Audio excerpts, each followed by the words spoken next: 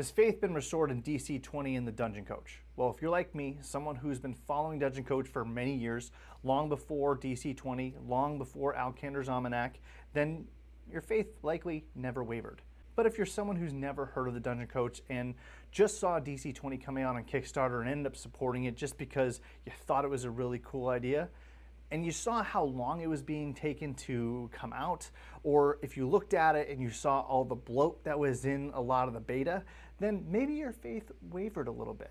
But has that been restored? I'm the Nerd Doctor, here to diagnose what's wrong with your RPG games and here to help you fix them. And if you haven't seen any of my videos so far, don't forget to like and subscribe. Check out some of my old videos. I've created a website dedicated to DC20, building characters, campaigns, running them, making it easier, audio recording transcribers, and just overall being a one-stop shop for your DC20 game. Check out DC20forge.com.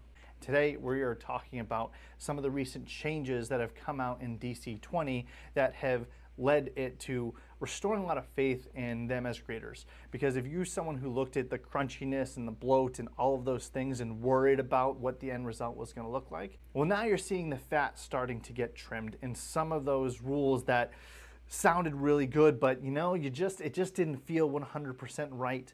And now you're starting to see those become full form, and you're starting to see the timelines come out every single week, so you know when this project's going to be done. Then your faith has likely been restored. Let's start with the first thing, and that's damage. Coach came out with a video a couple weeks ago about how damage is starting to scale. They know they just started working on the weapons and finishing off those and the weapon properties and everything in the weapon styles and everything that comes along with that. But in damage, you know, one of the concepts that they had is this concept of this heavy and brutal damage. Like when you rolled higher, that you would deal more damage. Now, at the start of all of this, it was just one extra damage. So let's just say your weapon dealt 1 damage and then you rolled a heavy. You'd end up doing 2 damage. 1 plus your weapon, 1 plus your heavy. Or say you rolled high enough to get brutal damage, then you would deal an additional 1. So you have your weapon plus your heavy plus your brutal. And if you rolled in that 20, well, guess what? You got 2 more. And that was a really cool concept, because in D&D, when you roll really high and it's just, oh yeah, you hit, but it means no different because you can roll really high and then roll really crap for damage. But in this, if you roll really high, you're gonna do more damage, and that just feels better. Well, now it's gotten even better. So now at certain levels of the game, that heavy and brutal increases by additional points. So let's say at level 1 through 5, you've got, or levels 1 through 4, you've got that 1 extra point of damage. But starting at level 5, now those brutal and heavies deal 2 extra damage instead of 1. Well, now you deal 1 for your weapon, 2 for your heavy, 2 for your brutal. You didn't need that nat 20 to deal the same amount of damage. So great. We're starting to see that power scaling going higher and higher, because if you were looking at DC20 before and you saw how many hit points that monsters were having and how they scaled, it sure looked like it scaled naturally, but your damage wasn't overall changing very much. So how long it was going to take to get through combat just contradicted what DC20 was trying to do, this philosophy of finishing combat within 3 to 5 rounds. That was going away at those higher levels, and it was running into the same problem that we see in D&D, that you get to these points where you're just hit point sponges and you're spending hours finishing one combat because there's so many hit points that need to be reduced. So your damage is going up, and a lot of the HP on the monsters is being scaled down because we want to fit in that philosophy. What's so cool about watching Alan work is that you get to, especially if you're someone who follows the live streams, is you get to see the passion and the focus they put into every aspect of the game. So I get it. Like, I certainly get the people's reasons of why they may have started losing faith, but they just want to come out with the best game. They don't want to come out with a version that they have to fix within a year and then you have to buy another book. They want to come out with it once. Is that likely to happen? Who knows? But if there's someone I believe who can deliver on that, it's Alan. 2 more examples of it comes to trimming the fat, boiling down skills. So in DC20, there's a number of skills. Now, I get it. There's some people who when I've come out with a lot of these videos before, it was this talk of like, oh, you should play Pathfinder 2, or you should play this game, or you should play that game. Why DC20? And I will go over why I chose DC20 at the end, but understand that where I like complexity and customization and simplicity are in very different areas than where they are placed in Pathfinder. In Pathfinder, you have this giant list of skills that you have to distribute points in.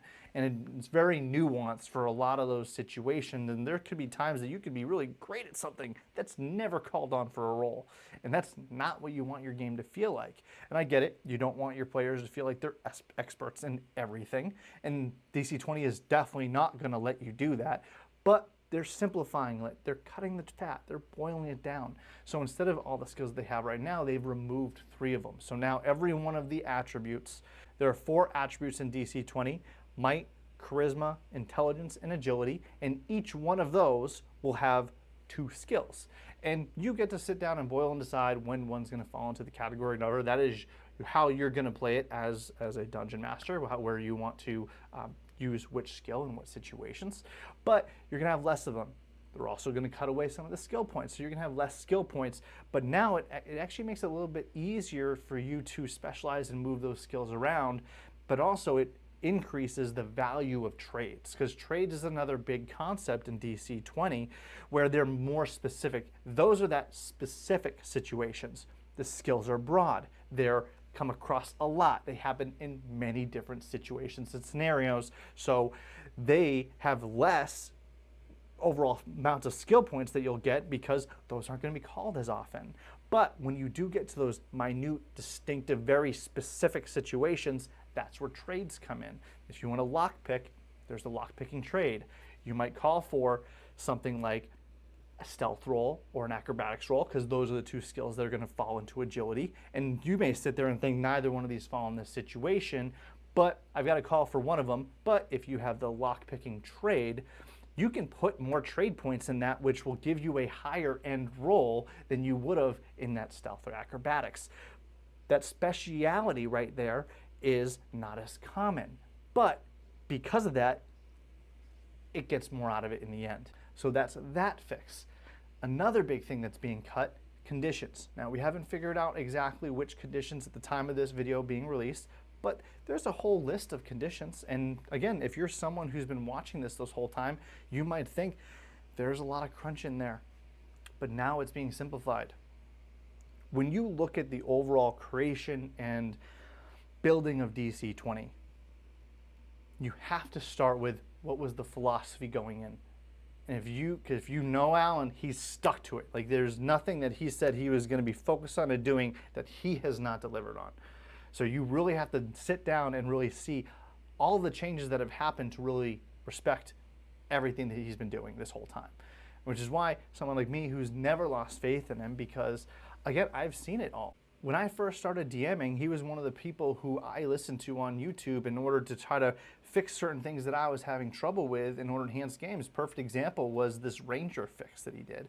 My brother wanted to play a Ranger, and I knew how bad the Ranger was in D&D, and the Ranger fix made that a completely different scenario. So I've had a lot of trust in him since then. On top of that, I went and we communicated when we went through this phase with Cogent, and we talked about different things and related to Cogent. So we've been acquaintances over the years. It'd be hard for us to call us friends because we don't interact in that way. But if he thinks I'm a friend, great. But I more just respect the fact that he's someone who loves getting feedback from people in his community, and he's someone who really takes that into account when he's trying to make the best game possible.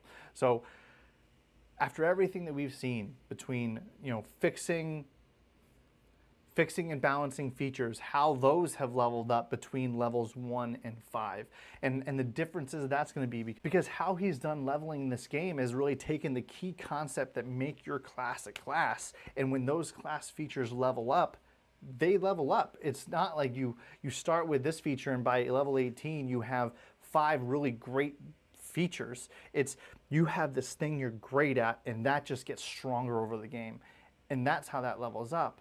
And then when it comes to talents at different levels and subclasses and being able to multi-class and put things together in certain ways, the sky's the limit in DC20 and customization. Now, again, I know in games like Pathfinder where the feats are in the hundreds, if not thousands, when it comes to options, but that is too much. That is bloat.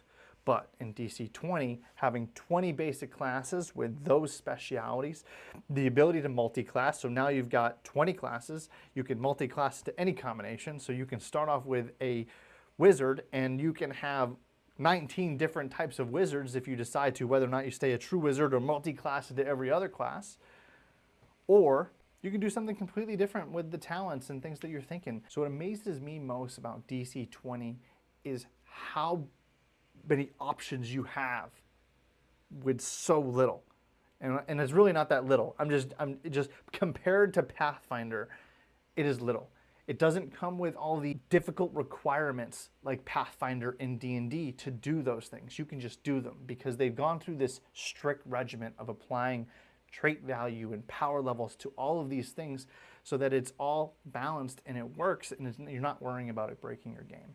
Like, I would just listen to Bardic Aggravation talk about why they chose DC20 for the rest of their life. And, you know, they gave some great examples. The level of customization, the simplicity to it all, the dedication to balance. And then the last thing that they said was the most important to them was the creator.